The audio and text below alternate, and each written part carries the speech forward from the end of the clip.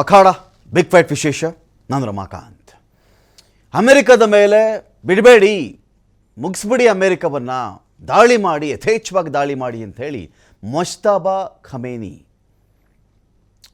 ಅಯಾತೊಲ್ಲಾ ಖಮೇನಿಯವರ ಮಗ ಈಗ ಉತ್ತರಾಧಿಕಾರಿಯಾಗಿ ಆಯ್ಕೆಯಾಗಿದ್ದಾರಲ್ಲ, ಇದೇ ಇರಾನ್ನಲ್ಲಿ, ಅವರು ಆರ್ಡರ್ ಮಾಡಿದ್ದಾರಾ?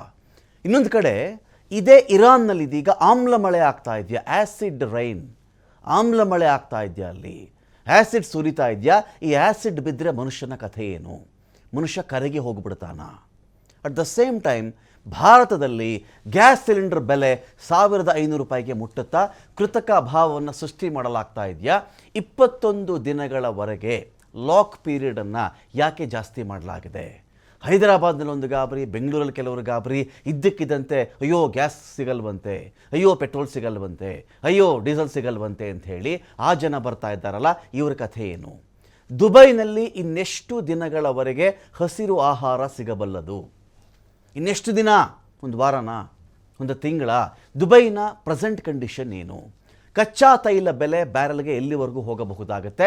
ಭಾರತೀಯರು ಇನ್ನೂ ಎಷ್ಟು ಹೆಚ್ಚು ಈ ಕಚ್ಚಾ ತೈಲಕ್ಕೆ ಅಥವಾ ಪೆಟ್ರೋಲ್ ಡೀಸೆಲ್ಗೆ ಅಥವಾ ಗ್ಯಾಸ್ಗೆ ಜಾಸ್ತಿ ಪೇ ಮಾಡಬೇಕಾಗತ್ತೆ? ನಮಗೇನು ತೊಂದರೆ ಇಲ್ಲ, ನಮ್ಮ ಬಳಿ ಸಂಗ್ರಹ ಇದೆ ಇದೆ ಇದೆ ಅಂತ ಹೇಳಿಕೊಂಡೆ, ಸಂಗ್ರಹ ಇರೋದು ನಿಜ ಇರಬೇಕು, ನಾವು ಮೇಂಟೈನ್ ಮಾಡಬಲ್ವಿ ಅನ್ನೋದು ನಿಜ ಇರಬೇಕು.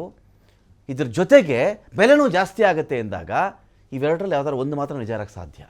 ನಮ್ಮ ಬಳಿ ಸಂಗ್ರಹ ಇಲ್ಲ, ಇರೋದೇ ಕಡಿಮೆ, ಡಿಮ್ಯಾಂಡ್ ಜಾಸ್ತಿ ಇದೆ, ಸೊ ಪ್ರೈಸ್ ಹೈಕ್ ಆಯಿತು, ಆ ಥಿಯರಿ ಇರಬೇಕು. ಇಲ್ಲದೇ ಇದ್ದರೆ ಸಂಗ್ರಹ ಇದೆ ಅನ್ನೋದು ಸುಳ್ಳು ಅಂತ ಆಗಬೇಕು. ಇದ್ರ ಬಗ್ಗೆ ಒಂದು ಉತ್ತರ ನಮಗೆ ಬೇಕಾಗುತ್ತೆ.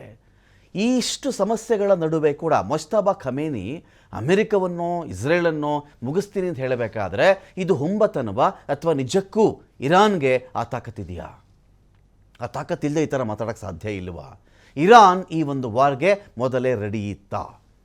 ಅಥವಾ ಅಮೇರಿಕ ಮತ್ತು ಇಸ್ರೇಲ್ ಇರಾನ್ ಮೇಲೆ ಮಾಡ್ತಿರ್ತಕ್ಕಂಥ ದಾಳಿ ಅದು ಅತಿ ಹೆಚ್ಚಿನ ವೈಭವೀಕರಣಕ್ಕೆ ಅದು ಒಳಗಾಗಿ ಇರಾನ್ ಪ್ರತ್ಯುತ್ತರವಾಗಿ ಪ್ರತೀಕಾರವಾಗಿ ಪ್ರತಿದಾಳಿಯನ್ನು ಮಾಡುತ್ತಲ್ಲ, ಆ ದಾಳಿಗೆ ಹೆಚ್ಚಿನ ಕವರೇಜ್ ಸಿಗ್ತಾ ಇಲ್ವಾ?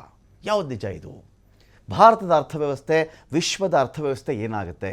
ಇದೇ ದುಬೈನಲ್ಲಿ ಗೋಲ್ಡ್ ಬೆಲೆ ಕಡಿಮೆ ಆಗಿಬಿಟ್ಟಿದೆ, ವಾರದ ಗೋಲ್ಡ್ ಕಡೆ ಜಾಸ್ತಿ ಹಾಕಬೇಕಲ್ಲ ದುಡ್ಡು, ಅಂಥ ದುಬೈನಲ್ಲೇ ಗೋಲ್ಡ್ ಬೆಲೆ ಯಾಕೆ ಕಡಿಮೆ ಆಯಿತು? ಎಲ್ಲ ವಿಚಾರಗಳಿಗೆ ಸಂಬಂಧಪಟ್ಟಂತೆ ನಾನು ಡಿಬೇಟನ್ನು ಸ್ಟಾರ್ಟ್ ಮಾಡ್ತೀನಿ. ಪಾಲ್ಗೊಳ್ಳೋದಕ್ಕೆ ನಮ್ಮೊಂದಿಗೆ ಲೆಫ್ಟಿನೆಂಟ್ ಕರ್ನಲ್ ಸುನಿಲ್ ಅವರಿದ್ದಾರೆ. ಸ್ವಾಗತ ಸುನಿಲ್ ಅವರೇ ತಮಗೆ ಒಂದು ಡಿಬೇಟ್ಗೆ.